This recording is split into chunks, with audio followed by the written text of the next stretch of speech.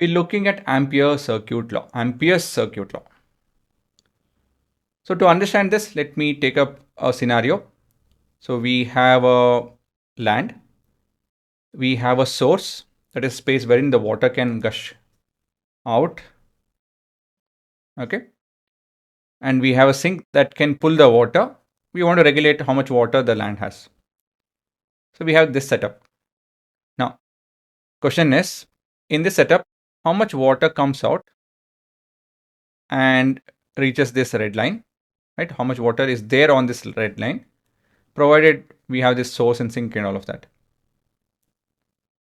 I'll give you case one. Say I have closed this up. In this case, how much water will come? A lot. But if I open this up, it will reduce. What if I open another one up and it's pretty big, bigger than the source? So the chances of red line getting some water is, yes, going to be less. Agree? If this made sense, this will make sense. See, we in Coulomb's law and Gaussian surface and all that, what happened? Coulomb's law was kind of hard. Gaussian, it made it easy, right? Here too, it's a similar setup. We have our tough formula or tough scenarios. This particular theorem, law, will make it a lot easier to handle whatever we're going to see now. Basically to do with magnetic fields. So the word circuit is to do with closed loop. Closed path actually. Let me take the word closed path. Loop is by default closed, right? I think so, yeah. So it has to be closed path. And it can be random, right? Over here, things are random.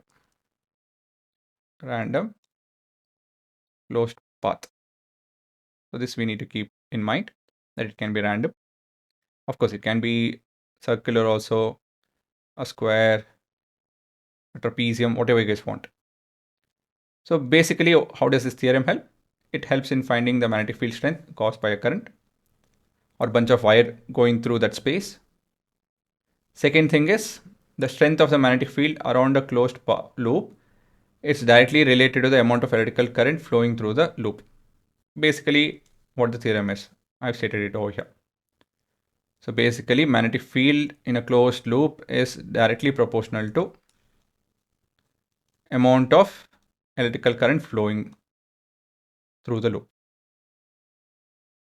Okay, right? Does it make sense? Try to link it with this. The amount of magnetic field over here will depend on how much of current will go through. Some current, in some of the wires, current can be going up, some of the wires, current can be going down. So they will act as source and sink and all of that. Okay, don't worry. We have few example and the actual thing in front of you guys. Now, let's read the statement. The line integral. So we're talking about line integral. So let me do that. Line integral of BDS around a closed path. To indicate closed path, we have this. Okay. Is equated to mu naught into I. I is the total current passing through any surface bounded by the closed path. So we'll call this as enclosed by that path. Okay guys, so we have this indicating entire loop. We have, oh sorry, this is vector. And by the way, some books might use L. So let's use L itself. Then dot product talks about, or it gives us one of the things that it does is it gives us independency over angle direction, clockwise, anti-clockwise, because it is a scalar quantity basically. Why this statement is important, I'm going to explain that. And we're looking at how things are parallel, about something to do with parallelness. It's a made up word.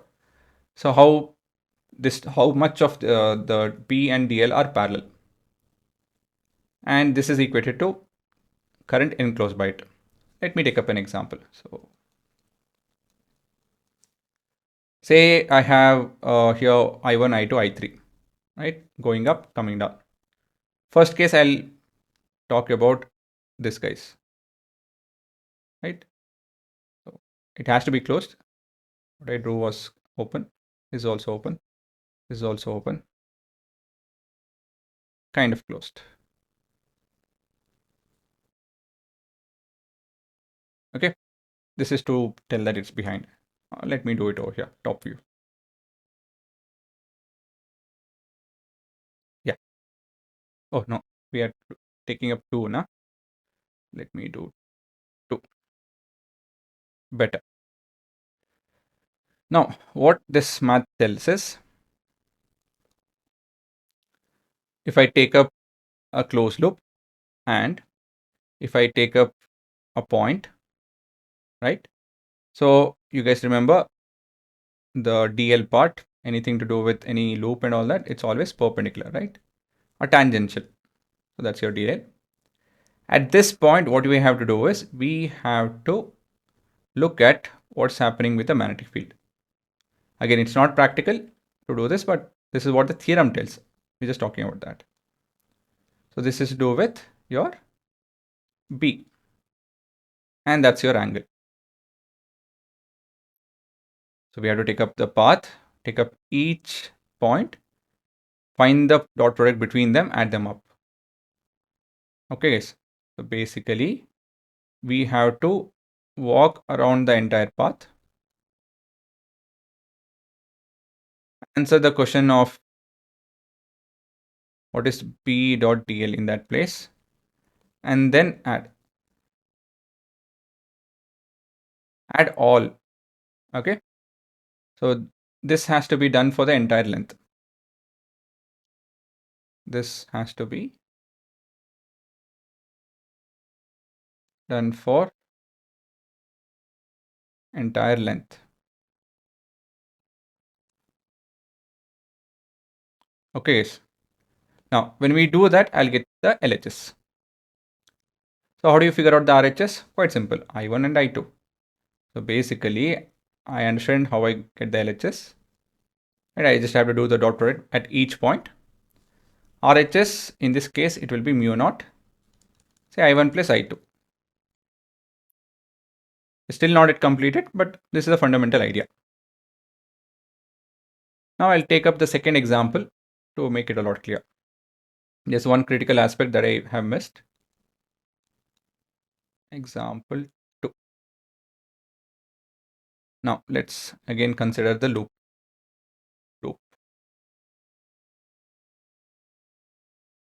Almost there, almost there, almost there.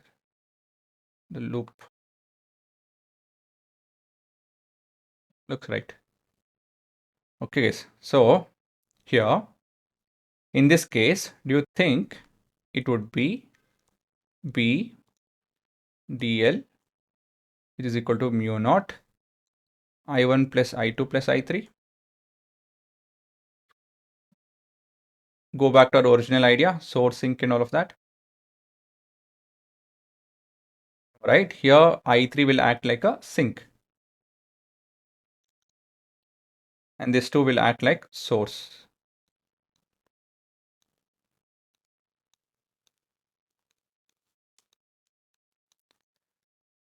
So basically, there has to be something in this formula which tells us that this to our source and this is sink. How can we do that? Yes, we'll make use of some directional stuff. Okay. So we'll consider the loop direction. It can be in any direction. So the same over here, right? It can be clockwise or anti-clockwise. So this is the direction of integration. That will be a direction of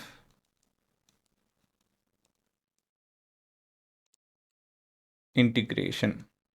Okay, guys, it will make sense when we are doing it.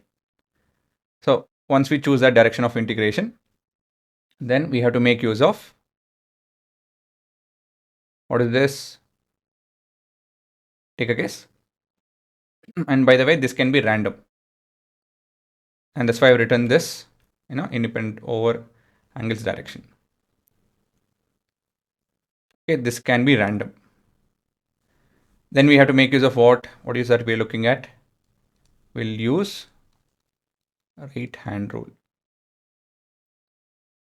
Okay, so basically anything that is in this direction, right? And sorry, anything that is up, not in this direction, any current that is up will be assigned positive. So this determines what? The sign. So according to that, I1 and I2 are positive and this is negative because it's opposite to your right hand rule. Okay, as simple as that. You can pick up any random direction of integration, the math will turn out to be the same.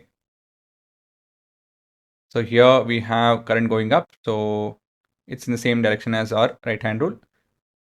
And here it's coming down, it's opposite direction of our right hand rule, so that will be negative. That's it, as simple as that. Okay, so let me summarize it. So we have B TL mu naught I enclosed. So here the circle indicates it's a closed path. So we need to sum up the values of functions along the path rather than over a area or volume. So this is your line integral.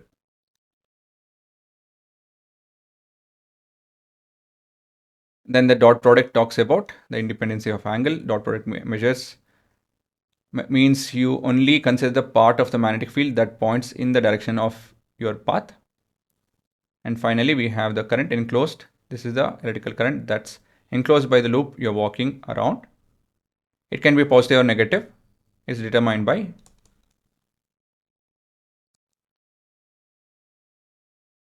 right hand rule. So once we make use of it a bit more, it will be a lot clearer. So what is that we're looking at? Finding magnetic field at a point, it turned out to be as tedious as you're using Coulomb's law and finding out electrical field. So we made use of a concept called as Gaussian law, which helped in scenarios wherein there is certain symmetry and we smartly choose a Gaussian surface. Here too we have something regarding magnetic field, Ampere circuit law, any closed loop, any random closed loop if you pick up.